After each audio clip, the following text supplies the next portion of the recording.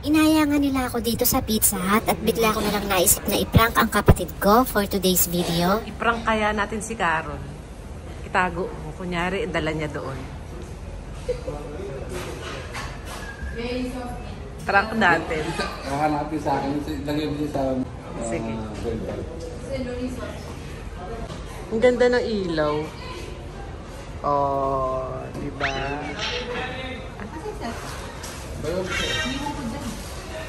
Dala-dala mo yun eh. Dala mo. Hindi. Dala mo siya. Wala. Dala mo. Hindi nyo ilalabas kayo magbabayad.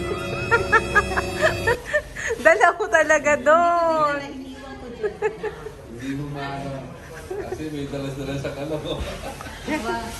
Mawala na kayo sa buhay ko. Wag lang kayo po. Nakalimutan ko na nga lahat sa ano eh. Sa kinamusa, wag na yung ganun ka ba? Hulaan mo kung nakanino sa aming dalawa. Nasa iyo. Sigurado ka? Oo. Sigurado ka?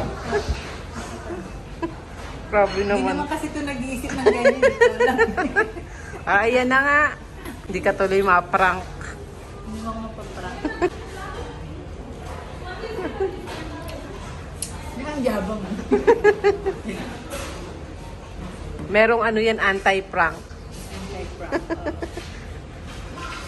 First time ko nga mag-prank, nabigo pa. Makapag-sharo na nga lang.